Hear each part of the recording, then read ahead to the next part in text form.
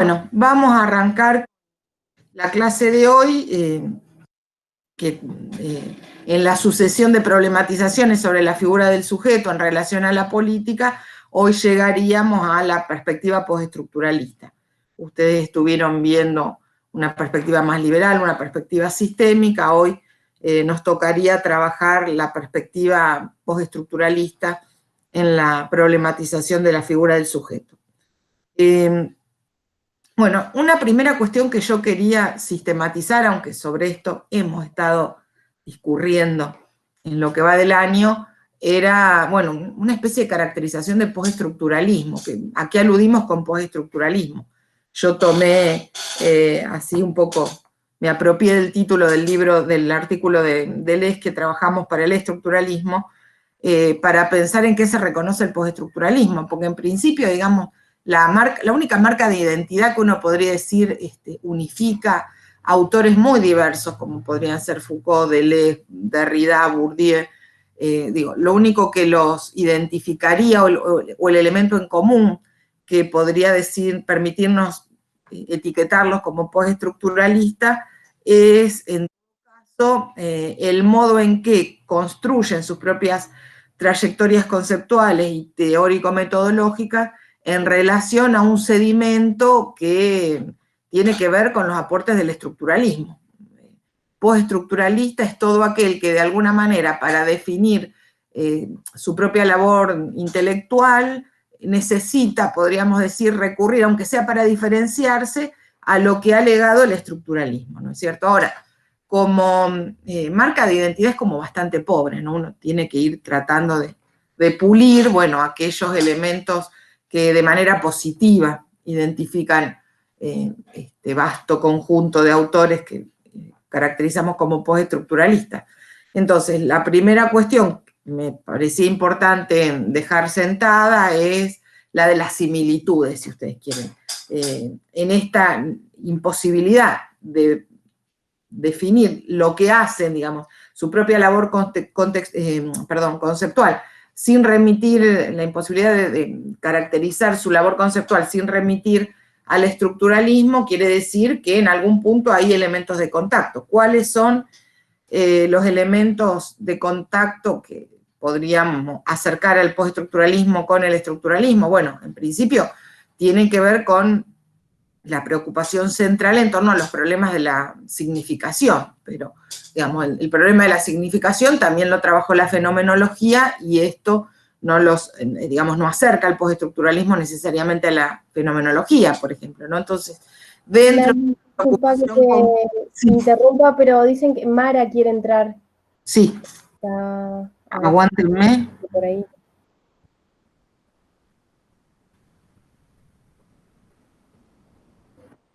Ahí está. Vale. Hola, Mara, ¿pudiste entrar? A ver si aparece. Ah, Ernesto, bueno. Bueno, pero si le diste a aceptar, ya va. Sí, ya va a entrar. bueno. Ahora le aviso. Bueno, vuelvo entonces al PowerPoint. Les decía, dentro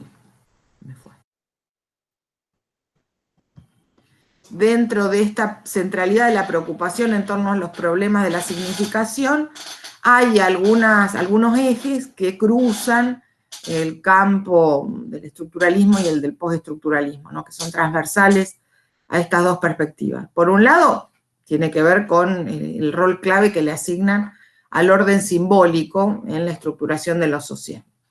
Un orden simbólico que además monta sobre la dimensión discursiva. Y eso es algo que, por ejemplo, si tenemos que identificar entre los autores que nosotros vamos a trabajar en la cátedra o que venimos trabajando y en relación a los cuales les reconocemos una impronta postestructuralista, digo, eso es clarísimo. Por ejemplo, Laclau, que es un autor que vamos a trabajar hoy en uno de sus textos postestructuralistas, diríamos, más tempranos, de la década del 90, lo vamos a ver en la razón populista, ¿no es cierto? La cuestión del orden simbólico y sobre todo, digamos, lo simbólico como efecto, digamos, de articulación de tramas discursivas es una cuestión clave para pensar la estructuración de lo social. La otra cuestión que comparten con el estructuralismo tiene que ver con la arbitrariedad del signo, ¿no? La idea de que el signo es arbitrario, es una convención, y que por lo tanto no hay una relación, digamos, sustancialista, ontológica, en relación al signo y aquello que el signo propone significar. En este sentido, también otra cuestión que está ligada al punto anterior es la idea de la primacía del significante sobre el significado. Y en el análisis, digamos, discursivo que toma, que se estructura en torno al giro del signo, a la primacía del significante, hay dos tipos de lógicas que son fundamentales para pensar cómo abordar el lenguaje, que son la lógica relacional y la lógica de la diferencia, digamos. La relación significante-significado, en realidad, en la perspectiva estructuralista, y esto es algo que retoman los postestructuralistas, define que el valor de significación de cada signo tiene que ver con una lógica relacional y diferencial, con el tipo de relación que establece con otros signos y con el espacio diferencial que se teje en esa trama, en esa cadena de signos. Y esto, si lo anticipo, pero digamos, seguramente ustedes en algún momento de la carrera ya habrán topado con esta imagen. Esto aparece en el análisis laclosiano de las posibilidades de articulación política, ¿no? Hay una lógica de la equivalencia que estaría más cercana al esquema relacional y una lógica de la diferencia que se cruzarían para generar un campo de articulaciones hegemónicas. Bueno, esta conceptualización está tomada del análisis lingüístico, del análisis discursivo. Esto sería lo que tienen en común, ¿no? Estructuralismo y postestructuralismo. Ahora, ¿cuál es la distancia? ¿Por qué? ¿Cuáles son, por lo menos, los elementos de coincidencia en la diferencia? Digamos, ¿cuáles son los elementos que casi todos los postestructuralistas marcan para definir la distancia que establecen con el estructuralismo? Por un lado es cierto matiz objetivista en el análisis de la estructura parece tener una entidad en sí misma, digamos, una dimensión objetiva del campo de las relaciones simbólicas, ¿no? Y por otro lado, en algunos pasajes hasta una cierta aspiración de universalidad, que si ustedes se acuerdan, esto ya lo vimos en las primeras clases cuando trabajábamos la lectura que hace Derrida del análisis estructural de Lévi-Strauss, cuando dice que en algún punto, si bien le reconoce a Lévi-Strauss que el haber identificado la estructuralidad de la estructura en un sistema de relaciones posicionales o topológicas, después lo que dice es, bueno, como que se queda corto, ¿no? No se anima a llegar todo lo lejos que implicaría pensar una estructura sin centro. Y cuando le preguntan, bueno, ¿cómo puede ser que funcione la dinámica estructural en esta, digamos, con esta mecánica topológica sin ninguna referencia sustantiva? Dice, bueno, qué sé yo, habrá que ver en la dimensión neurológica las posibilidades del lenguaje, bueno, o en la estructura psíquica de los sujetos, que es lo que hace posible que la estructura, que además el modelo de la estructura es la estructura lingüística, ¿no? Digo, la crítica de Derrida tiene que ver con esto, esa estructura lingüística cuando tiene que, digamos, cuando lo apuran para que explique cómo funciona, lo conducen a Lévi-Strauss a apelar a digamos, un soporte neurológico o psicológico de los sujetos que harían viable la mecánica de funcionamiento de la estructura, ¿no?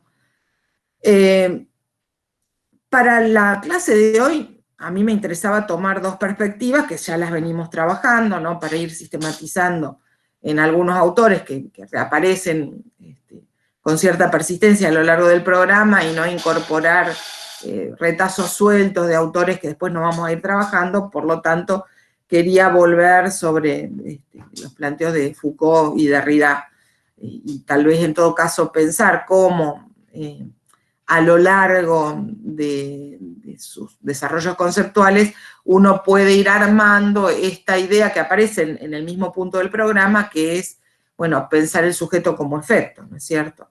En el caso de Foucault, las primeras formulaciones tienen que ver con el periodo arqueológico. En la arqueología, Foucault ya plantea una cuestión que es la necesidad de, digamos, de introducir inteligibilidad en los procesos sociales, aún considerando que en esos procesos sociales los problemas de la significación son clave, pero digo, en el devenir de esos procesos sociales, lo que interesa, dice Foucault, es señalar un espacio de dispersión, romper la monótona línea o de las continuidades, como articulaciones encadenadas, o la del cambio, como un gran movimiento global que desde un origen hasta su punto de llegada parece exhibir, digamos, una lógica de autotransformación de transformación autorregulada, digamos, que no implica ningún corte abrupto. Dice, bueno, frente a eso, la arqueología, ¿qué es lo que intenta hacer? Señalar un espacio de dispersión. Pero ese espacio de dispersión, de diferencias incluso, es lo que plantea Foucault, no puede ser, dice él, reducido a un sistema único de diferencias, que para Foucault es lo que hace el estructuralismo cuando define esta lógica diferencial en el lenguaje a partir de, digamos, el modelo topológico o posicional, ¿no? Bueno, estas diferentes posiciones en el marco de un sistema responde a un único sistema de diferencias. El mítico, el del parentesco, el del lenguaje, etc. Bueno, la arqueología en ese sentido se ubicaría casi en las antípodas, ¿no? Y lo que trataría de hacer es señalar un espacio de dispersión en el cual las diferencias no respondan a un sistema único de articulación, digamos, no hay un único sistema que le dé una cierta lógica a ese espacio de diferencia. Las diferencias emergen justamente en su propia singularidad, y hay una fórmula también que me parece muy interesante que aparece en Foucault, es que en ese espacio de dispersión donde aparecen las diferencias, no hay que buscar vínculos de continuidad, dice él, sino de contigüidad, es decir, están contiguas, una al ladito de la otra. Y no podríamos pensar que hay un único, digamos, elemento explicativo para digamos, volver inteligibles la coexistencia de esas diferencias, ¿no? Perdón, voy a volver a la pantalla porque me sonó...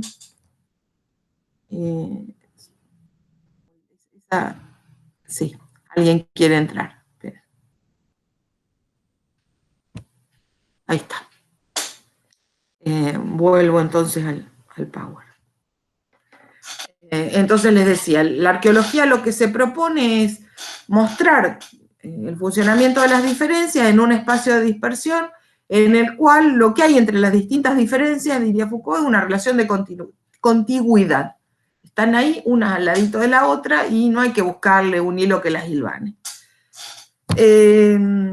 Derrida también propone pensar, dice, las diferencias desde un lugar diverso, ¿no? Que no sea el de las oposiciones, el esquema de las oposiciones binarias, ¿no? Y entonces construye ese término que es différence, que es una mezcla de diferente y diferimiento, digamos, juntaría las dos raíces, de lo diferente con lo que está diferido en el tiempo. Y entonces, lo que dice Derrida es que la différence permitiría pensar la diferencia como un movimiento continuo de desplazamiento de los objetos con respecto a sí mismos, ¿no? Un movimiento de desplazamiento en la relación que mantienen los objetos consigo mismos, y ese movimiento es lo que volvería explicable es lo heterogéneo, que también es otra categoría fundamental para el análisis que vamos a hacer de Laclau, de Butler, por ejemplo, el tema de lo heterogéneo como, digamos, como algo que expresa la diferencia en su más pura arbitrariedad, ¿no? Porque con el bagaje conceptual heredado del estructuralismo, la idea de diferencia por ahí remitía, o incluso de la dialéctica hegeliana, que es otra cuestión que aparece en la problematización que hacen Foucault y Derrida, ¿no? La idea de la diferencia, en definitiva, terminaba remitiéndose a un esquema binario. En el caso de la dialéctica, dicen Foucault y Derrida, un esquema binario que en realidad funcionaba con la lógica de la identidad, porque lo diferente era lo que no era idéntico a sí mismo. O sea que la identidad era lo único que podía explicar la diferencia. En cambio, lo heterogéneo permite pensar en una diferencia radical, en una diferencia estallada, digamos, una diferencia múltiple que no, digamos, que uno no puede explicar apelando a algún principio que, aunque sea en la dispersión, apunte a la unificación. Entonces, la idea de la diferencia, digamos, algo diferente, porque además está diferido, digamos, desplazado en el tiempo, en la relación consigo mismo, y, digamos, permite explicar lo heterogéneo. Y en relación a esto también hago una pequeña digresión que tiene que ver con el modo que piensa Derrida la temporalidad, que ahí se vuelve muy claro, ¿no? La idea de la diferencia. Porque dice Derrida, bueno, él relaciona los tres momentos de la temporalidad, digamos, de la temporalidad occidental, ¿no? Pasado, presente y futuro, que lo que dice Derrida es que, bueno, articulan sentido en torno a la figura del presente, pero con una lógica de desplazamiento temporal, digamos, el pasado es algo que ya no está, pero que si de alguna manera podemos evocar es porque algo de ese pasado permanece en el presente. Entonces hay algo de ese pasado diferido, desplazado temporalmente hacia el presente. Y el futuro no se puede pensar más que si, digamos, lo imaginamos como la consumación de algún elemento que en nuestra, digamos, realidad actual, nuestro propio presente, proyecta hacia el futuro. Entonces, el presente, en algún sentido, también está desdoblado, una parte de sí mismo está desdoblada hacia el futuro, al mismo tiempo que el futuro, digamos, solo se vuelve inteligible en función de poder pensar en una configuración aún inexistente, pero que tenga alguna raíz en nuestro propio presente, ¿no? Entonces, el esquema de la temporalidad me parece que es el que, digamos, ilumina con mayor claridad a qué se refiere la figura de la diferencia, algo que es diferente y que además en su diferencia está desplazada en el tiempo, ¿no? Que incluso podríamos decir, lo que vuelve inteligible la diferencia es ese desplazamiento en el tiempo. Lo que rompe con la lógica de las identidades, la metafísica de la presencia, que es una frase que también usa Laclau, es este desplazamiento en el tiempo. Cualquier pregunta ustedes me van interrumpiendo o comentan y yo me detengo. Hasta acá entonces lo que me interesaba hacer, esto que les decía, ¿no?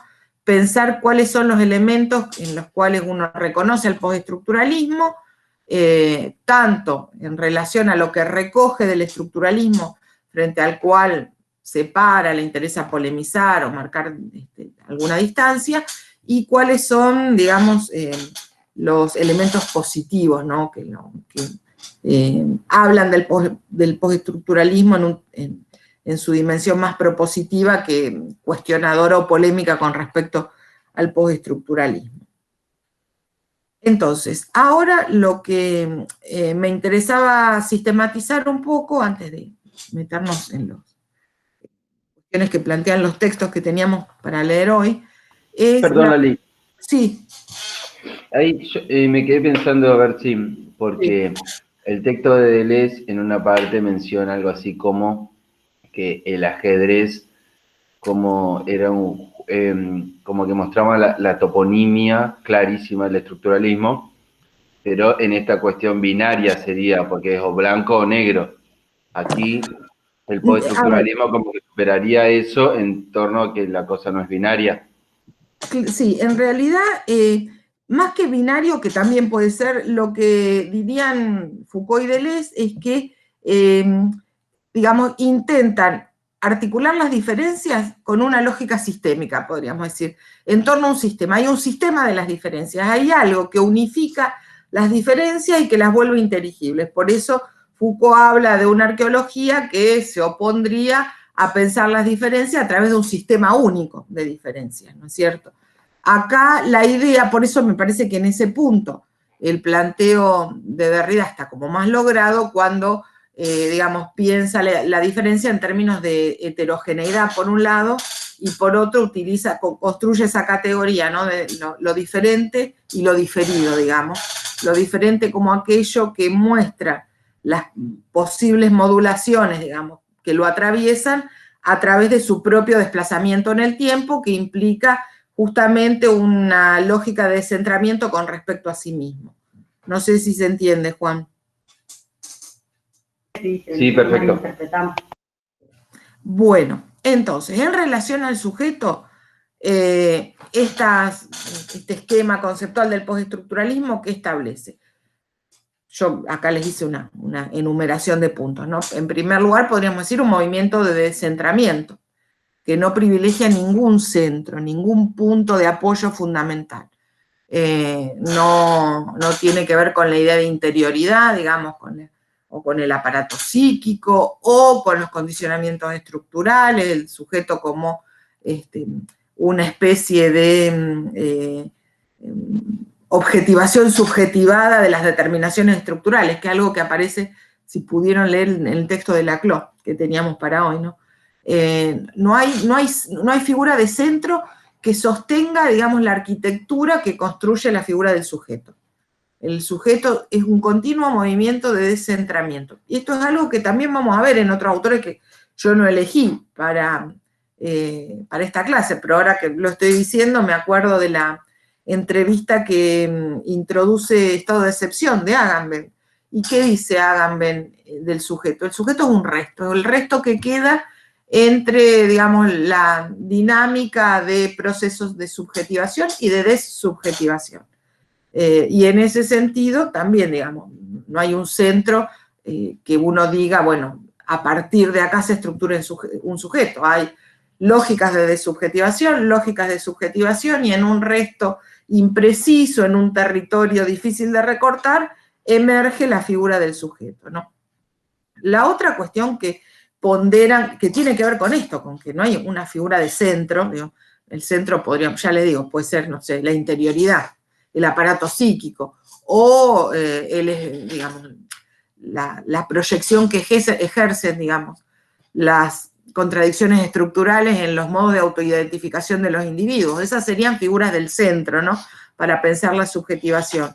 En relación con la ausencia de centro, lo que, digamos, diagnostican en términos conceptuales e históricos, y acá la relación es en los dos sentidos, ¿no? Es un movimiento de dislocación del sujeto. ¿Por qué digo esto, la cuestión conceptual e histórica? Porque, por un lado, lo que, digamos, les muestra el devenir de los procesos sociales, políticos de la segunda mitad del siglo XX, a estos tipos, es justamente formas de irrupción en la esfera política de actores, vamos a usarlo en un sentido laxo al término actores, ¿no? Que, digamos, que no expresan la unidad monolítica de la soberanía del sujeto, como diría Foucault, o de la conciencia soberana del sujeto, digamos, una conciencia omnipresente que es capaz de interpretar en un único movimiento, digamos, todas las dimensiones de su ser. No, hay movimientos políticos en los cuales se ve claramente el efecto de dislocación del sujeto en formas de irrupción de luchas o reivindicaciones que son completamente fragmentarias. Y eso, si se acuerdan, aparece en el texto, por ejemplo, El sujeto y el poder, de Foucault, que ustedes, que hemos leído ya para otra unidad, ¿no es cierto? Esas luchas locales, fragmentarias, están dando cuenta de la dislocación de ese sujeto con mayúsculas, si ustedes quieren, esa conciencia soberana que es capaz de articular con la lógica del sentido todas las dimensiones de su ser y todas las dimensiones de su actuar, digamos, en la sociedad en la que vive, ¿no? Y por lo tanto, digo, uno encontraría, dice Foucault, bueno, sujetos que al mismo tiempo, digamos, colectivos que al mismo tiempo que luchan, no sé, contra la contaminación ambiental, pensando en el movimiento ecologista, que también está a la vista, ¿no? Del diagnóstico tanto de Foucault como de Deleuze, o de Derrida, luchan contra la contaminación ambiental, pero no subordinan esa lucha a la matriz clasista de un proletariado que intenta golpear al capitalismo como generador de estos riesgos civilizatorios. Por ejemplo, hay ambientalismo y hipismo, que es una cuestión que analizan algunos autores en relación a la década del 60, ¿no? La crítica contra el deterioro y la degradación del medio ambiente, ¿qué produce? Produce la retracción a comunidades micro, autoorganizadas, que, por ejemplo, no parecen mostrar interés en dar la lucha por la conquista del Estado, por ejemplo, que es una de las cuestiones que aparecen en el sujeto y el poder, ¿no? Bueno, estas luchas fragmentarias con colectivos micros que dan la disputa en relación a temas puntuales y que no manifiestan al menos interés en producir grandes articulaciones sistemáticas que hilvanen distintas luchas y que las remitan a un centro común, daría cuenta, ¿no?, de este momento, de esta, digamos, situación de dislocación del sujeto, pero al mismo tiempo, y justamente por eso, convocaría a un nuevo, digamos, estilo de conceptualización, ¿no?, que pueda prescindir de esas figuras omnicomprensivas de la subjetividad, la conciencia soberana del sujeto, etcétera, para pensar justamente las posibilidades de irrupción de esas modulaciones subjetivas que se configuran a sí mismas en relación a objetos puntuales, digamos. Somos hippies, ambientalistas o, no sé, los movimientos estéticos, ¿no? La estética como ámbito de la disputa, los movimientos de las performances artísticas, que en una época también lo trabajamos en la cátedra, las formas de irrupción en el espacio público que tienen que ver con mostrar una estética distinta, perturbadora. Bueno, esos son luchas fragmentarias que no están buscando detrás de, no sé, una pintada o una montaña de choclo al lado de las Torres Gemelas, como fue una de las intervenciones, creo que era ahí, la Torre de Choclo seguro, de Marta Minujín, para, digamos, metaforizar el pago de la deuda externa de los países latinoamericanos. Eso no significa la posibilidad de articular en torno a esa forma de intervención o a esa forma de expresión de una subjetividad rebelde, digamos, otros focos de luchas que quedarían o subsumidos o integrados según una lógica unitaria o unificadora, ¿no? Después, la otra cuestión que aparece en relación al sujeto es la idea de que, bueno, y que tiene que ver también con una especie de costado metodológico de esta preocupación, dado que el sujeto, digamos, se muestra de manera más clara en estas lógicas de dislocación, no podríamos pretender construir metodologías cerradas. Cualquier indagación sobre el sujeto es siempre una indagación abierta que trabaja sobre sobre los efectos, siempre contingentes, del vínculo entre procesos de subjetivación y procesos de significación. Y en este sentido, bueno, esta figura de la contingencia es muy importante porque justamente marca la posibilidad de trazados múltiples, ¿no?, de articulaciones entre formas de expresión de la subjetividad y frentes de lucha, conflictos, elementos que suscitan pronunciamientos subjetivos, ¿no es cierto? Y esas articulaciones siempre son contingentes, son la emergencia, tomando una categoría de Foucault en la genealogía, ¿no?, la emergencia del encuentro contingente de líneas diversas en relación al campo de la significación, al campo de la subjetivación, al campo de las luchas políticas, etcétera, ¿no? Y acá también hay una frase que tomo de Laclau que sirve para explicar lo que queremos decir, que lo vamos a ver cuando trabajemos hegemonía y estrategia socialista, que es que, bueno, no hay sede, digamos, él dice, no hay sede privilegiada del antagonismo, ¿no? Hablando de la contingencia. Uno podría decir, en relación a la subjetivación, no hay sede privilegiada para pensar en cómo se disparan los procesos de subjetivación. Uno se puede subjetivar en relación a las disputas por los modos de habitar un cuerpo, que tendrían que ver con luchas sexogenéricas, uno se puede subjetivar en relación a las luchas, no sé, gremiales, a las luchas anticoloniales, pero en general, pero digamos, la idea es esta, ¿no? El punto de apoyo en el que se producen esas prácticas de subjetivación a partir del vínculo con procesos de significación, digamos, singulares, ¿no? Ese vínculo es siempre contingente.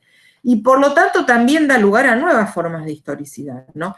La dimensión histórica de esta contingencia, obviamente, hace una verdad de perogrullo, casi tautológica, ¿no? La idea de plantear contingencia e historicidad. Pero ¿por qué planteamos la idea de nuevas formas de historicidad?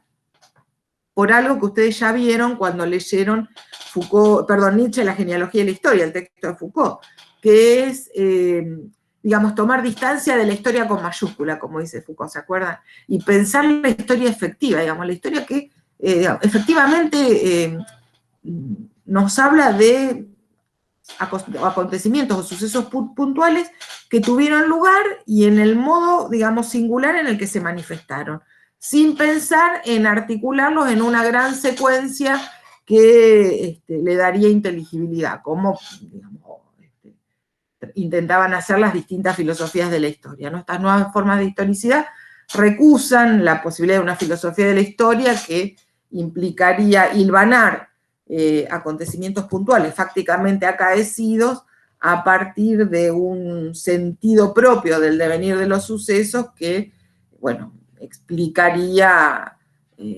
aquello que nos ocurre en los términos, digamos, de un actor privilegiado, un motor de la historia, un determinado sentido, punto de llegada para la historia. Estas nuevas formas de historicidad ligadas a la contingencia apuntan a esto que decíamos antes, ¿no? Si se quiere, retomando la fórmula de Foucault, a pensar la historia como historia efectiva, a pensar la historia como aquello que nos muestra el modo singular en el cual determinados acontecimientos o sucesos tuvieron lugar, y el análisis debería evitar esas articulaciones casi transhistóricas, ¿no es cierto? La otra cuestión que aparece en casi todos los textos que ligamos al postestructuralismo y en los que vamos a ver hoy, es la idea de que el sujeto como efecto permite pensar o poner el foco en aquellos procesos productores de identidad, podríamos decir, ¿no? Productores de identidad, tanto en relación a la condición, digamos, de los cuerpos, de aquellos actores que se involucran en los procesos sociales, como las reglas que definen los significados culturales de los cuerpos, si pensamos en términos sexogenéricos, ¿no es cierto? Cuerpos individuales o colectivos, porque, bueno, el texto de Laclau que tenemos para discutir toma la cuestión de la etnicidad, ¿no es cierto? Bueno, y ahí hay una lógica de construcción identitaria vinculada a un cuerpo colectivo que sería, bueno, el grupo étnico, un grupo que se siente articulado en relación a la nacionalidad. Pero bueno, este tipo de análisis, ¿qué es lo que nos invitaría a buscar cuando analizamos esos grupos? El proceso, digamos que el proceso a partir del cual se construyen esas identidades, el proceso a partir del cual se producen efectos identitarios, ¿no es cierto? En lugar de tomar como presupuesto la nacionalidad, por ejemplo, el grupo étnico, o incluso un grupo con identidad de género, que después, esto lo dejo abierto porque lo vamos a trabajar en unas filminas más adelante, en relación a las potencialidades y los límites del concepto de género en la perspectiva de Butler o del texto de Lugones que teníamos para leer, ¿no es cierto?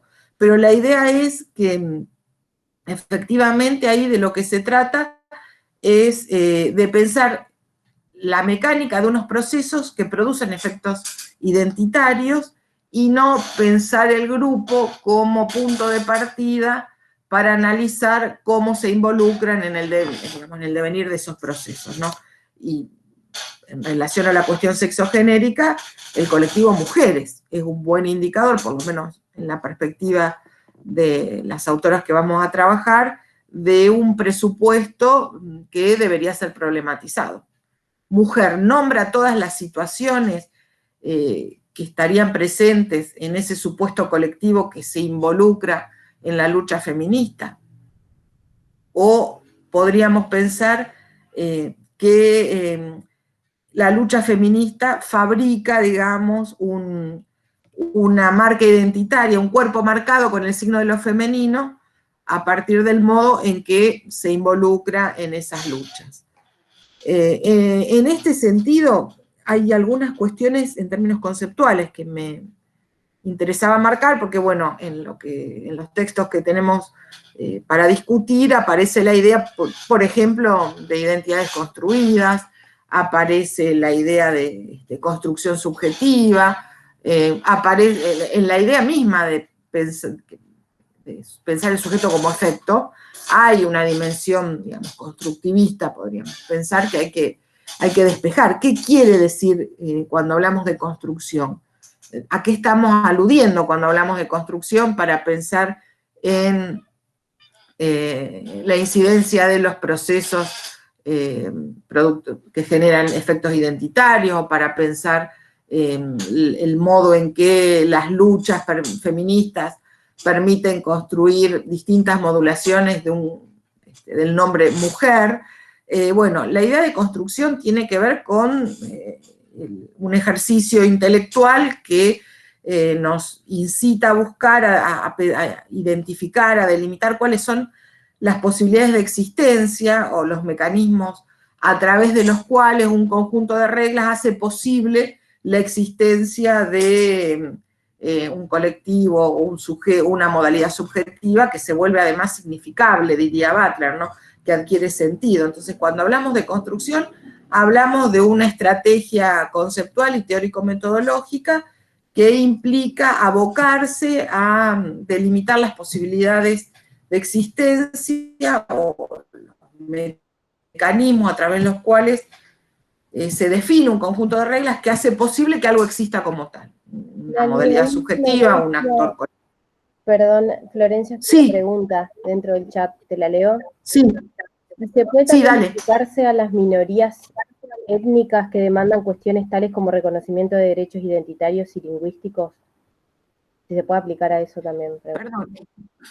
Sí, se puede aplicar, totalmente, sí. Después esto lo vamos a ver con el texto de Lugones como disparador, que es muy interesante, ¿no? En términos de las problematizaciones del concepto de género, me anticipo un poco, ¿no? Lugones dice algo así como que el concepto de género forma parte del legado colonial, que las sociedades colonizadas no necesariamente pensaban las relaciones entre un cuerpo, digamos, de varón o un cuerpo de mujer, según lo conceptualizaríamos en nuestro esquema occidental, con la perspectiva, con la lógica de género, y que, digamos, entre los legados de la colonialidad también tenemos la matriz sexogenérica de clasificación de los individuos. Y se puede aplicar sin duda, ¿no? Para pensar en términos de construcción otros modos de relación, como diría el texto de Lugones. Esto lo dejamos abierto porque es muy interesante. Otros modos de construcción de un sí mismo en relación con otro sí mismo, le dice Lugones, para evitar las categorías occidentales, ¿no? Y son interesantes porque nos ponen en un lugar, en un punto, diría hasta incómodo, con respecto a grupos étnicos que se conciben a sí mismos sobre matrices que a lo mejor a sus propios ojos no aparecen como construidas. La etnicidad, la lengua, las cosmovisiones. Eso lo dejo abierto, es una pregunta interesante que vamos a retomar con el texto de Lugones. En principio, la cuestión, podríamos decir, en clave de colonial, es que el postestructuralismo, el estructuralismo, son matrices eurocéntricas para construir la caja de herramientas teóricas. Foucault vieron que habla de la teoría como una caja de herramientas. Bueno, la caja de herramientas que construye el estructuralismo, el postestructuralismo, Foucault, Deleuze, es una caja de herramientas eurocéntrica, que después ha sido muy retrabajada en una perspectiva decolonial o postcolonial. Incluso pensaba Butler en el texto, creo que lo tengo marcado por acá, El género en disputa, hace una referencia a cómo quiere tomar los aportes del postestructuralismo. Y ella dice, lo que yo hago es una reformulación feminista del postestructuralismo. Pero también podríamos decir que esa reformulación feminista del postestructuralismo que hace Butler sigue siendo eurocéntrica u occidentalocéntrica, diríamos. La cuestión es cómo pensar un conjunto de herramientas conceptuales que se puedan sacudir el lastre del eurocentrismo, ¿no?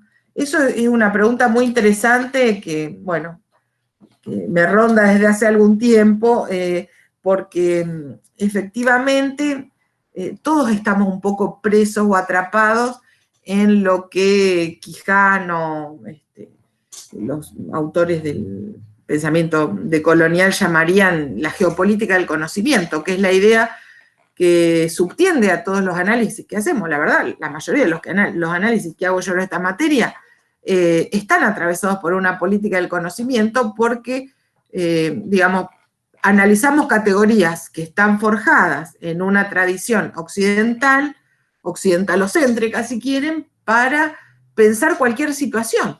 Y tal vez esas categorías tienen en sí mismas las marcas, las limitaciones de las propias formas en las que fueron instituidas, que es el escenario del despliegue, digamos, histórico y teórico-conceptual de tradiciones occidentales, y capaz que no sirven para explicar muchas otras cosas, o hay que buscarle la vuelta, ¿no? Por eso a medida que iba respondiendo a la pregunta que me transmitía recién Alina, pensaba, bueno, claro, acá lo que hay que aclarar es que este bagaje conceptual, tal cual fue formulado en sus inicios, en realidad es un esquema de interpretación eurocéntrico, occidentalocéntrico, como le quieran llamar, que después ha sido retrabajado como para poder pensar qué potencialidad heurística, qué capacidad de iluminar situaciones que no tienen que ver con el mundo occidental podrían desprenderse, ¿no?, de estos esquemas. Pero vamos a partir de esa base. El postestructuralismo es una construcción conceptual que digamos, tiene una marca de origen que tiene que ver con esto que decíamos, ¿no? La situación en la cual fueron instituidos estos conceptos es la situación del mundo político, social e intelectual noreuropeo, noroccidental, digo, Europa, Norteamérica.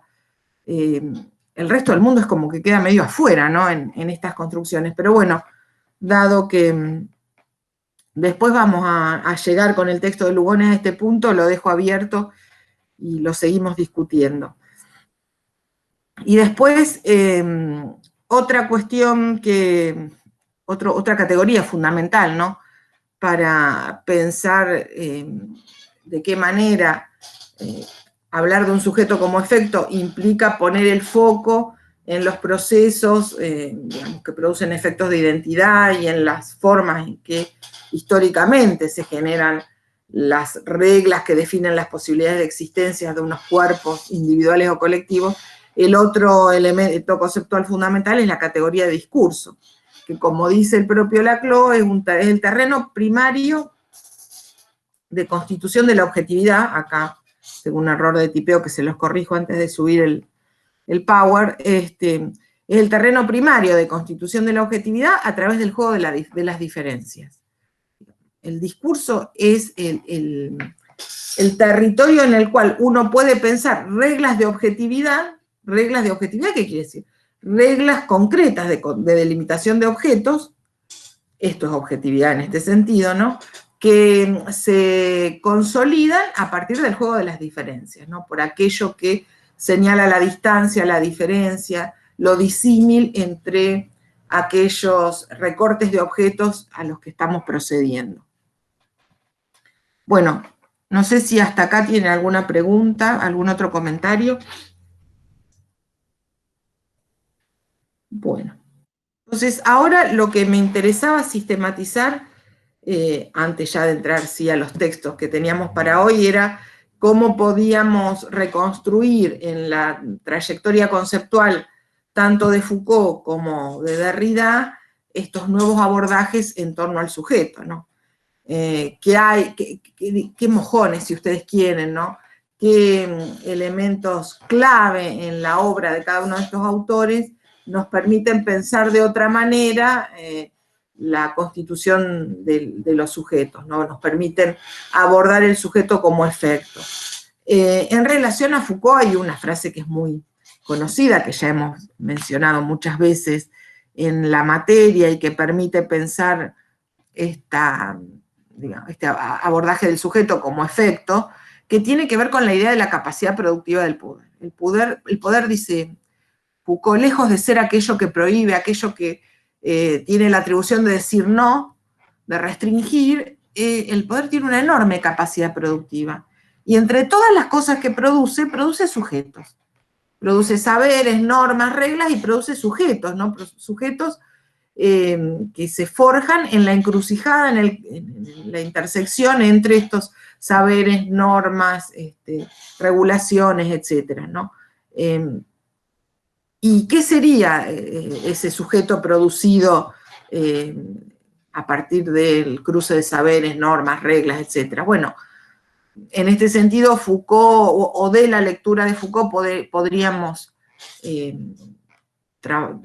tomar tres definiciones que uno las arma con los retazos sueltos, porque Foucault es poco dado a las definiciones, pero si uno junta las cosas que puede ir encontrando de manera fragmentaria en la obra de Foucault, podríamos tomar la categoría de individuo, que se parece bastante al modo en que lo concibe Norbert Elias, ¿no? El individuo moderno es aquella entidad cerrada sobre sí misma, que considera, digamos, que con la lógica de la mónada, considera que contiene dentro de sí todos los elementos, digamos, explicativos de su propia existencia. Elías, haciendo alusión al individuo, habla del homo clausus, y el hombre clausus en el sentido de clausurado como cerrado, ¿no? Cerrado sobre sí mismo. ¿Cuál sería, digamos, la diferencia entre individuo y sujeto en la producción teórica Foucaultiana? Bueno, sujeto sería aquel que, digamos, aquel individuo que reconoce en el interior de sí mismo los elementos que abonan su propia identidad. Vieron que en el texto El sujeto y el poder, que ya discutimos, una de las cuestiones que plantea al principio Foucault es algo así como, bueno, yo en realidad nunca me ocupé del poder, siempre me ocupé del sujeto, y cuando trabaja, digamos, la última fase de su obra, la que hace foco en la sexualidad, dice, bueno, me ocupé del sujeto a través de aquellas formas que, digamos, que generan vínculos de identidad del individuo consigo mismo, ¿no? Bueno, el sujeto es aquel que ha forjado vínculos de identidad consigo mismo. Y esos vínculos de identidad consigo mismo, aquellas formas de autoidentificación consigo mismo, tienen que ver con una dimensión de la subjetividad concebida como interioridad. De hecho, en alguna entrevista Foucault ha hablado del sujeto como pliegue, ¿no? El sujeto como pliego o como interioridad. Bueno, la subjetividad es esa dimensión de interioridad en la cual los individuos, digamos, al encontrar la clave de sí mismos, se convierten en sujetos. Y por eso, a veces las identidades, no solo que forman sujetos como, pensado, ¿no?, como individuos autoidentificados, sino como individuos atados, sujetados a alguna forma de expresión de su propio ser que les resulta constrictiva, como es, por ejemplo, para Foucault, el dispositivo de la sexualidad en relación a formas o a sexualidades disidentes, ¿no es cierto? Bueno, el esquema binario heteronormativo es una forma de sujetar a los individuos a una cierta identidad que les es impuesta y respecto de las cuales les resulta oneroso muchas veces poder romper, poder sacarse, digamos, poder abrirse paso, encontrar las fisuras que les permitan correrse de ese esquema identificatorio, ¿no? De la sexualidad binaria heteronormativa. Entonces, hay situaciones en las cuales digamos, convertirse en sujeto tiene que ver con quedar atado a una identidad que puede ser constrictiva, ¿no? Y en ese sentido somos sujetos sujetados. ¿Cómo, digamos, cuando Foucault hace la genealogía del sujeto, qué cuestiones toma? Esto lo voy a decir también brevemente porque vamos a tener una unidad donde vamos a trabajar más sistemáticamente estas cuestiones, pero me parecía que era importante que tuviéramos en claro cuáles son las estrategias teórico-metodológicas que Foucault nos ofrecen para pensar el sujeto como efecto. Bueno, por un lado nos ofrece trabajar sobre las tecnologías del yo, sobre esas tecnologías que en Occidente a lo largo de siglos han, digamos, incitado a los individuos a, digamos, desplegar un trabajo sobre el sí mismo, a desplegar un trabajo del sí sobre sí para lograr una determinada modulación subjetiva. Esto Foucault lo toma, digamos, toma los orígenes de estas tecnologías en el mundo griego clásico, ¿no? Y una de sus referencias es un trabajo de Marcel Détienne, que son los maestros de verdad, que tienen que ver con esas formas, digamos, de conducción, esas formas de mostrar ciertos caminos para trabajar sobre el sí mismo que se generaban a partir de relaciones, digamos, discipulares, ¿no? Entre el maestro y aquel que sigue al maestro. Trabaja los estoicos, los epicúreos, etc. ¿no? Pero bueno, tecnologías del yo son esas múltiples tecnologías que digamos, le ofrecen a los individuos la posibilidad de trabajar sobre sí mismo para suscitar formas de subjetividad. Una tecnología moderna del yo para Foucault es el psicoanálisis. El psicoanálisis cuadra perfectamente entre las tecnologías del yo, ¿no? Hay incluso una relación, no sé si discipular, pero que tiene que ver con algo que Foucault planteaba para el mundo clásico, que es que estas tecnologías siempre requerían como una especie de fórmula iniciática a partir de la cual a alguien le mostraba a otro, bueno, cuáles eran las posibilidades de ir avanzando en ese trabajo de sí sobre sí. La confección cristiana es claramente una tecnología del yo. Esto de hablar sobre uno mismo, verbalizar continuamente no solo aquello que somos, sino aquello que pensamos, ¿no? Que para Foucault es el punto clave de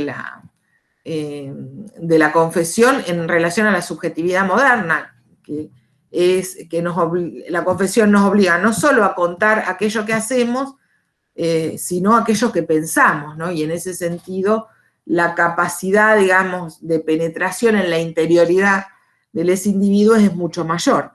Asociado a la confesión cristiana, la confesión cristiana en realidad se enmarca dentro de una tecnología más amplia para Foucault, que es la del pastorado, que también nos permite pensar la historia del sujeto moderno, no tanto el sujeto individual como colectivo, porque el pastorado, el núcleo del pastorado, dice Foucault, tiene que ver con las posibilidades de articular tecnologías de individuación y de conducción colectiva, ¿no? La metáfora del pastor y la oveja, que está tomada, que dice, Foucault viene de la tradición semítica, bueno, aparecerían en la Biblia, en los evangelios, ¿no? Con la figura del buen pastor, la parábola del buen pastor, que es el que cuida el rebaño, pero si se le pierde una oveja, sale detrás de la oveja para volver a traerla al rebaño, ¿no? Entonces, esta idea de trabajar sobre lo individual y lo colectivo, que queda muy bien expresada en la metáfora del pastor, significa poner en juego toda una serie de tecnologías que implican trabajar sobre el sí mismo, digamos, incitar a que cada uno trabaje sobre el sí mismo y al mismo tiempo trabajar sobre las formas de articulación colectiva de esos múltiples individuos que trabajan sobre el sí mismo, ¿no? Y para Foucault esto es además interesante porque el pastorado es como, digamos, la matriz a partir de la cual es pensable el Estado moderno. No quiere decir que el Estado moderno sea lo mismo que el pastorado, pero la mecánica del pastorado le ofrece al Estado moderno un punto de apoyo para pensar una lógica gubernamental que también tiene que trabajar sobre el individuo, el individuo y la comunidad, o sobre lo individual y lo colectivo, ¿no? El Estado es una gran maquinaria que juega continuamente sobre, digamos, las posibilidades de producir efectos de subjetivación, si ustedes quieren, política, en relación a los individuos singulares y en relación al colectivo, no sé, la sociedad civil, la nación, las distintas formas de colectivo, la patria, no sé, que han jugado, digamos, en el discurso político a lo largo de la historia. Y les decía, acá la cuestión entre lo individual y lo colectivo es fundamental porque el producto final, digamos, de la historia del Estado moderno es este Estado fundado en la universalidad y la abstracción de la ley. Y que además, dice Foucault, se rige con el principio liberal de gobernar lo menos posible. Gobernar lo menos posible a través de un poder impersonal que se vehiculiza en la universalidad de la ley, en la abstracción de la ley, ¿no? Bueno, para poder gobernar a través de una maquinaria impersonal como el Estado, que funciona según la lógica de la universalidad y la abstracción de la ley, ¿no? Para todo eso se necesita un formato subjetivo afín, un tipo de subjetividad que pueda, digamos, aceptar regulaciones para sus propias conductas sobre la base de una intervención impersonal que trata además de intervenir lo menos posible. Y en algún sentido uno podría decir que la materia prima que permite fabricar el ciudadano moderno ya la viene aportando la tecnología del pastorado cristiano, ¿no? El tipo que se autorrestringe porque cree que Dios lo va a castigar es un buen insumo para fabricar un ciudadano autodisciplinado, autorregulado en sus conductas. Entonces, el pastorado podría ser pensado como otro elemento clave en la genealogía Foucaultiana del sujeto.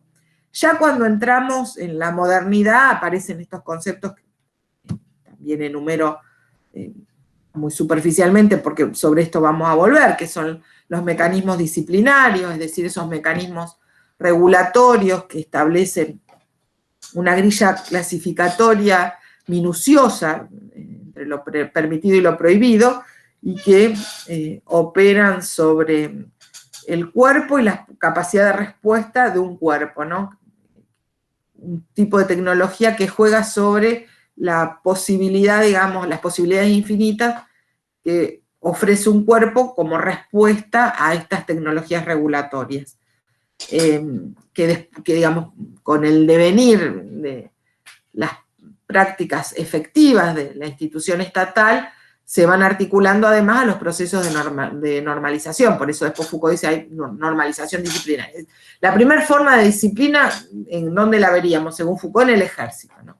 El ejército es una tecnología disciplinaria que trabaja sobre regulaciones minuciosas en torno al cuerpo, cómo se distribuyen los cuerpos, cómo se entrena un cuerpo, cómo se controla un cuerpo, qué disciplina se le aplica y se tiene que autoaplicar un cuerpo sobre sí mismo.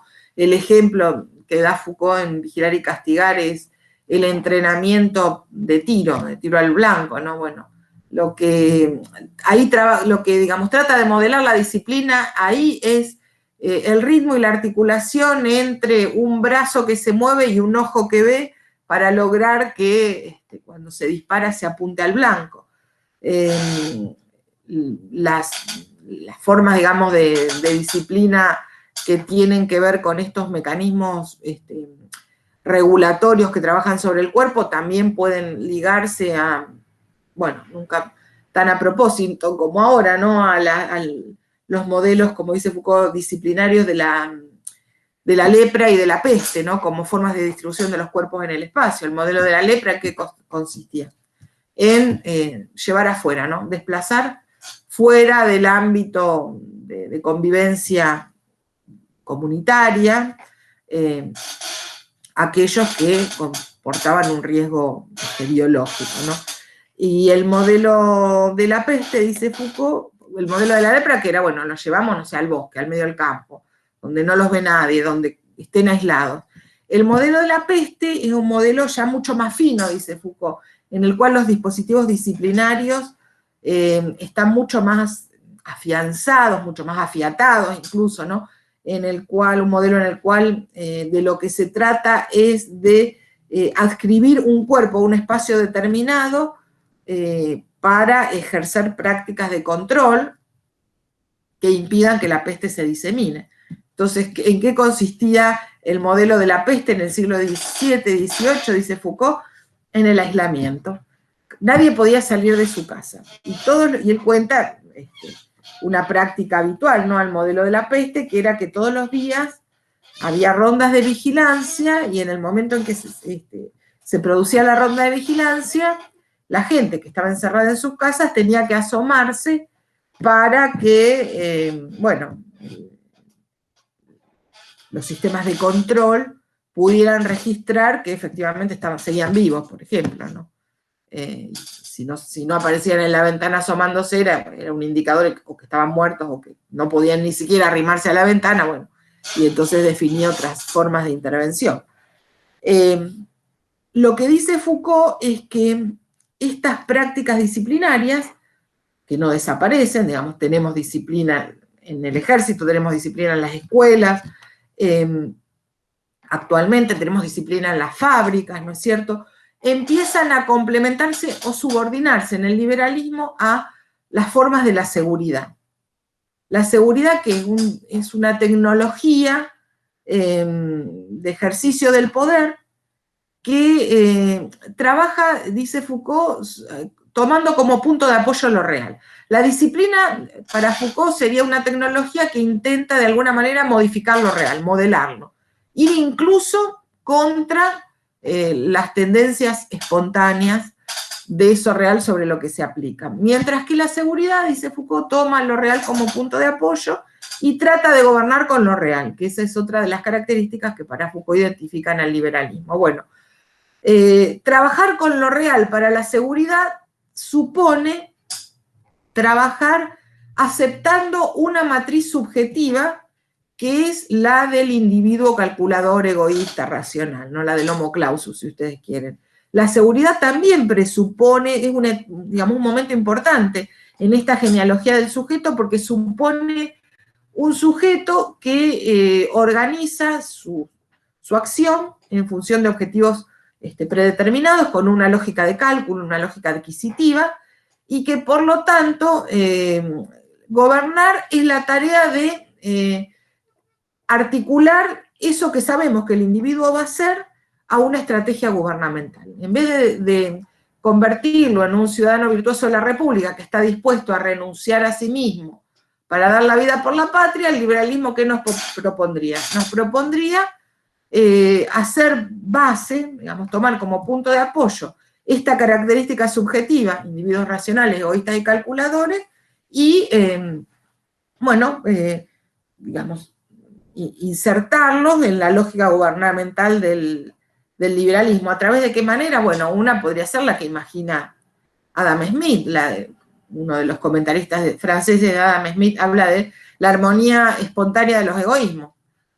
Si uno deja hacer y deja que cada uno siga de manera egoísta sus propios objetivos, finalmente va a haber un mecanismo autorregulatorio de compensación o de balance, digamos, entre distintos egoísmos, que va a permitir que la sociedad se desenvuelva naturalmente con la menor proyección de conflicto. Esta sería una fórmula, digamos, en la cual la seguridad funciona como estrategia gubernamental apoyándose en una presuposición subjetiva, que es la idea de que los individuos son racionales, racionales, egoístas, calculadores.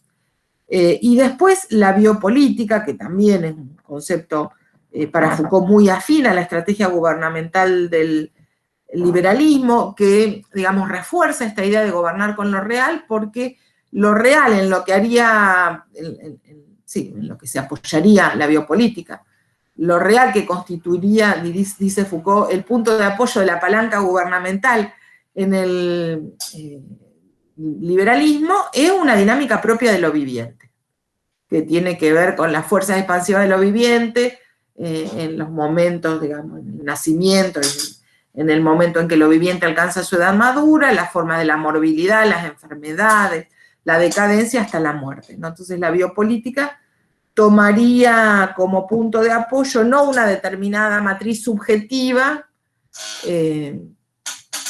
o por lo menos no solo eso, sino una determinada dinámica de lo viviente que le permite a la palanca gubernamental del liberalismo extraer justamente toda la potencia de lo viviente para, digamos, como elemento ordenador de la sociedad, ¿no?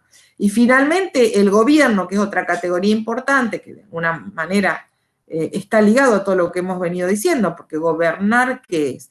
Gobernar, dice Foucault, es poner límites al campo de las acciones posibles de hombres y mujeres, pero en una lógica en la cual para gobernar es necesario tener en cuenta cuál es la matriz subjetiva de aquello que se gobierna, cuáles son las características de esa masa humana a la cual vamos a gobernar, en términos biológicos y en términos subjetivos, ¿no? Y sobre todo pensando que en el liberalismo, con esta lógica de gobernar lo menos posible, el gobierno es una forma de propiciar límites que tienen que ver con la conducción de conductas, ¿no? Y con una forma de conducción de conducta, además, en la cual es funcional a la racionalidad calculadora de la gubernamentalidad liberal el hecho de que los hombres, las mujeres, los individuos se gobiernen a sí mismos, ¿no? Entonces, gobierno y subjetividad son elementos que están muy íntimamente articulados, ¿no? Y que permiten pensar un momento singular en esta genealogía del sujeto moderno, porque, por otra parte, esta es una discusión también que se da entre los comentaristas de Foucault. No siempre ha habido gobierno, ¿no? Sociedades gubernamentalizadas son aquellas básicamente en las cuales justamente el establecimiento de algunos límites a las posibilidades de la acción humana tiene que ver con la existencia, la existencia de mecanismos subjetivos que vuelven posible un principio de economía gubernamental, diría Foucault, ¿no? Y entonces uno podría decir, y en las monarquías absolutas, ¿hay gobierno? ¿O hay una forma onerosa y teatral de ejercicio del poder? Realmente, si uno, digamos, ir un poco más fino en la obra Foucaultiana, parecería ser que, digamos, el gobierno, digamos, la gubernamentalización del Estado, como dice, es un momento en la historia de las relaciones políticas en Occidente que empieza a aflorar más o menos en el siglo XVIII y que tiene que ver con la confluencia entre una determinada matriz subjetiva presupuesta y suscitada también, porque, digo, siglo XVIII, liberalismo como racionalidad gubernamental, no importa si las instituciones son las instituciones del Estado de Derecho tal cual las conocemos hoy, sino el liberalismo como principio de autorregulación de las intervenciones del gobierno. Lo que dice Foucault presupone un tipo subjetivo, pero además lo suscita, porque en realidad ese individuo racional, egoísta y calculador no es un dato sociológico. Si uno pudiera reconstruir, en términos sociológicos, la composición del universo de la población europea, norteamericana, americana, seguramente el el resultado no sería la sumatoria de una multiplicidad de individuos que se rigen o que rigen sus propias posibilidades de acción de acuerdo a esta lógica racional y calculadora. Entonces, lo que dice Foucault es que el liberalismo necesita presuponer un sujeto con estas características para que tenga sentido esa lógica de gobernar lo menos posible, gobernar a través de una maquinaria impersonal como el Estado, a través de la universalidad de la ley, ¿no es cierto?, la abstracción de la ley, y como necesita esa matriz subjetiva para que estas estrategias gubernamentales funcionen, lo que va a hacer es, a la par, digamos, de ir reforzando este principio de autolimitación en el plano institucional, va a ir generando dispositivos o tecnologías que permitan fabricar sujetos con estas características, ¿no? Y entonces, acá, en el caso Foucaultiano, tendríamos una historia que efectivamente nos va a mostrar el sujeto como efecto. Nos va a mostrar a través del análisis de tecnologías y dispositivos fácticamente existentes que el sujeto tal cual lo concibe la modernidad, es un producto fabricado por una serie de tecnologías del yo, tecnologías religiosas ligadas al pastorado, tecnologías disciplinarias, securitarias, biopolíticas, que son las que permiten, digamos, que el gobierno funcione con este principio de autorregulación o de economía gubernamental y que, digamos, teniendo como contrapartida un sujeto con estas características. Bueno, no sé si hasta acá hay alguna pregunta, alguna intervención. Ahí en el chat comentó algo Florencia, no sé si lo podés ver, Lali. Esperen que me voy a la otra pantalla. A ver, Florencia.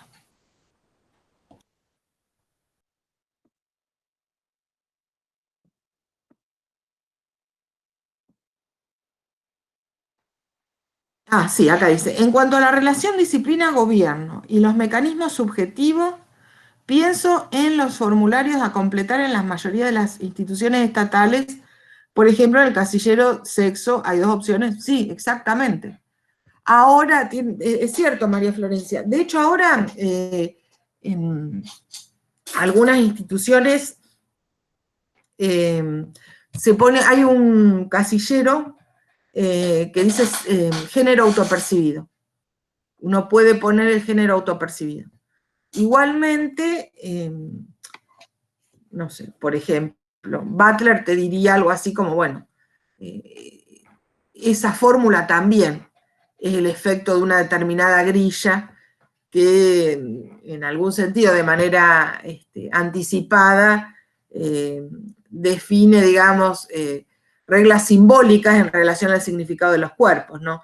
Pero, obviamente, me parece que es superador con respecto al femenino masculino que menciona Florencia, pero efectivamente, digamos, ese también es un dispositivo, es un elemento por lo menos, digamos, una cadena, un eslabón más en la cadena de las tecnologías que tienen efectos subjetivantes. El obligarnos a decir qué somos en relación a una sexualidad que es heteronormativa y binaria, ¿no? Sin duda eso es un elemento de subjetivación. No sé si hay alguna pregunta más. Bueno, vamos a hacer una cosa. Antes de hacer una pausa, porque la verdad voy reatrasada, vamos a terminar con Derrida y después un pequeño cortecito, me preparo el mate y entramos al análisis de los textos que teníamos para leer.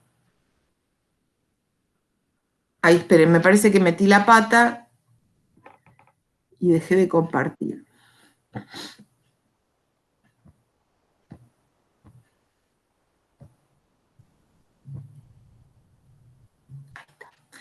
Y entonces, esto hasta ahora lo que veníamos viendo es, bueno, qué nos ofrece Foucault en su recorrido temático y conceptual para pensar una genealogía del sujeto, para pensar el sujeto como efecto. Ahora quería marcar algunas cuestiones que aparecerían en Derrida en relación al sujeto como efecto, ¿no? Que lo planteé, el sujeto entre la diferencia y la deconstrucción, porque, por un lado, es necesario, digamos, situar al sujeto en una lógica de la diferencia, entendida como diferencia, como decía antes, ¿no? Como lo que es diferente y lo que está desplazado con respecto a sí mismo, que es lo que nos permite pensar la heterogeneidad, y la deconstrucción como, digamos, ese ejercicio que, digamos, ubicado dentro de los mismos paradigmas en los cuales hemos concebido las posibilidades de la subjetivación occidental, intentemos mostrar los límites, ¿no? Las limitaciones, las fisuras, los puntos ciegos que están involucrados en la misma, una palabra que no usa Foucault, pero en la misma, Derrida, pero en la misma configuración del paradigma, podríamos decir, ¿no? Una cuestión, entonces, que tomé como una cita de La escritura y la diferencia, de Derrida, esta idea, digamos, justamente que tiene que ver con la deconstrucción, que dice, al no poder hablar sino en el interior de la razón, desde el momento en que ésta se profiere, la revolución contra la razón siempre posee la extensión limitada de lo que se designa como agitación. Esta me parece que es una buena caracterización que nos propone Derrida para pensar cómo opera la deconstrucción en relación a una categoría fundamental como es la de la razón, ¿no? En realidad, filosofía y razón son elementos tan íntimamente articulados que, digamos, pensar una trayectoria filosófica de reflexión que quiera dar por tierra definitivamente con la razón es una forma casi ingenua, ¿no? Diría, de realidad ilusoria, de pensar la distancia con respecto de aquello que se critica. Entonces, la idea, y como dice Derrida, ¿no? Acá simplemente esta especie de revolución no sería más que una agitación, porque en el fondo estaríamos cuestionando la razón, formando parte del mismo paradigma, ¿no? Habitamos el paradigma de la razón, por lo tanto, es difícil cuestionar a la razón si no es desde su propio interior. Y esto me parece que vale como, digamos, recomendación o elemento de precaución metodológica, si ustedes quieren, para cualquier ejercicio de construcción, incluso el del sujeto, ¿no? De la misma manera que hay que obrar desde dentro de la lógica de la razón para mostrar sus límites, hay que pensar, digamos, desde dentro de esa figura del sujeto universal, omniconsciente, pensar, digamos, desde ahí, o en ese esquema que propone esa conceptualización del sujeto, cuáles son los límites de ese sujeto, ¿no? En qué medida uno, digamos, tomando como referencia ese paradigma, puede mostrar cuáles son los puntos ciegos, hasta que, a ver, ¿es posible pensar un sujeto con una conciencia que controle todas las posibilidades de su propio devenir? No. ¿Es posible pensar una conciencia soberana que pueda disolver los elementos subjetivantes sobre los cuales se ha, digamos, de manera histórica y contingente constituido esa propia subjetividad? No, la verdad que es muy difícil. Entonces, tomé una cita también de un comentarista de la obra de Deleuze, en realidad de la filosofía francesa, en un libro que a mí me gusta mucho, que se llama Lo mismo y lo otro, que dice, Derrida prefiere jugar un juego doble, en el sentido de un agente doble que sirve a dos partidos. Fingir obedecer la regla tiránica, en este caso podríamos decir la de la razón, pero al mismo tiempo ponerle trampas, proponiéndoles casos que no sabe resolver. La estrategia de la deconstrucción, es la artimaña que permite hablar en el mismo momento en el que, a fin de cuentas, ya no hay nada que decir. La deconstrucción, en relación a la razón o en relación al sujeto, lo que va a, digamos, intentar hacer es justamente ponerle trampas en el sentido de mostrar, bueno, acá dice los casos que no sabe resolver, los puntos ciegos, ¿no? En el caso de la soberanía del sujeto, justamente mostrar, por ejemplo, que el sujeto no se fija en las reglas de su propio deseo, que hay, si tuviéramos que pensar en relación a las cuestiones de género o las cuestiones que se plantean desde perspectivas sexodisidentes, hay, digamos, una especie de puesta en situación del modo en que, bueno, un cuerpo incardinado, que es una cosa que vamos a ver después cómo está tematizado en la perspectiva de género, un cuerpo situado, posicionado, localizado en la propia experiencia de sentir, digamos, aquellas cuestiones que lo atraviesan, es la única forma, digamos, de analizar los procesos en los que estamos involucrados, y en ese sentido no hay subjetividad universal que valga. Solo el cuerpo incardinado es capaz de percibir, no sé, la experiencia de la segregación por la disidencia sexual, o la experiencia de la explotación en el trabajo alienado, digamos, de, no sé, 10 horas de encierro dentro de una fábrica, y en ese sentido, ¿cuál es la posibilidad de la universalidad? No es otra universalidad que la de la propia experiencia, ¿no es cierto? Entonces, la idea es justamente proponerles a las categorías con las que ha trabajado la filosofía, entre ellas la de sujeto, estas cosas que no puede resolver, estas preguntas para las cuales no tiene respuesta, ¿no? Y en ese sentido me parece que hay una cuestión a la vez conceptual y teórico-metodológica muy interesante para pensar el sujeto como efecto, ¿no? Por un lado, esta, digamos, reconstrucción histórica y contingente de las situaciones de incardinamiento, ¿no? Las formas singulares y localizadas de habitar un cuerpo que definen las condiciones de la subjetividad, y además, bueno, la cuestión esta de la contingencia en el sentido de la ausencia de necesariedad. El propio Derrida, en el libro ¿Y mañana qué?, del cual nosotros trabajamos una de las entrevistas, ¿se acuerdan? Para ver el tema de la deconstrucción, dice que la filosofía trabaja con conceptos heredados de sujeto, ¿no? Este concepto, el sujeto político, de ciudadano, de autodeterminación soberana, de sujeto de derecho, son todos conceptos heredados que es necesario, digamos, de construir en el sentido de empujar hacia sus propios límites, ¿no?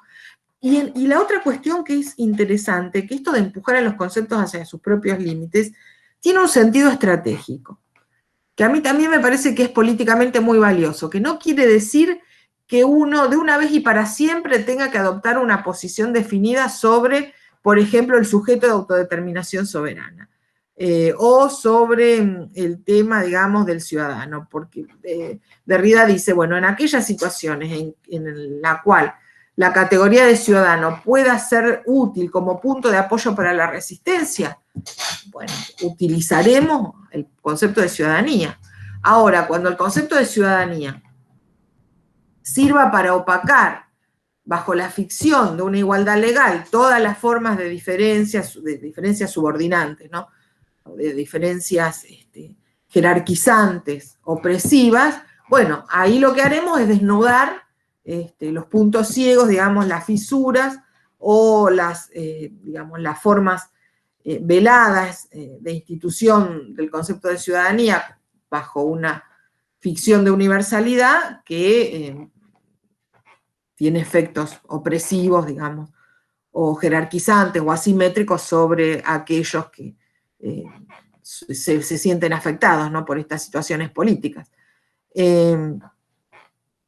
Y la otra cuestión que plantea Derrida en relación al sujeto, que también me parece fundamental para pensar esta idea del sujeto como efecto, del sujeto como diferencia y diferencia, ¿no?, como algo diferente de sí mismo y desplazado con respecto a sí mismo, incluso a lo largo del tiempo, ¿no?, que es la dimensión en la que se hace visible sus posibilidades de mutación, de transformación, de convertirse en algo heterogéneo con respecto a aquello que se espera que sea, esta idea de que, digamos, lo propio del sujeto, lo singular del sujeto, es la posibilidad de resistir a ser incluido, a ser forzado a dar cuenta de sí mismo como una sustancia idéntica, ¿no? A dar cuenta, a pensarse así como una sustancia idéntica a sí misma, que no varía, que no digamos, no sufre mutaciones a lo largo del tiempo. Y Acá también tomé una frase, un pasaje de una de las entrevistas con Rudinesco, que no es la que nosotros leímos, en la cual, justamente en un pasaje en el cual aparece, bueno, esta idea de una configuración subjetiva que resiste, que trata de, digamos, sacarse de encima la carga de este modelo de la metafísica de la presencia, de lo idéntico a sí mismo, ¿no? Y dice, en lugar de un sujeto consciente de sí mismo que responde soberanamente de sí mismo ante la ley, puede instalarse la idea de un sujeto dividido, diferenciado, que no esté reducido a una intencionalidad consciente y egológica, y de un sujeto que instala progresiva, laboriosamente, siempre imperfectamente, las condiciones estabilizadas, es decir, no naturales, esencialmente y para siempre inestables, de su propia autonomía, sobre el fondo inagotable e invencible. Esperen que acá no puedo leer la última frase. Voy a ir al otro PowerPoint.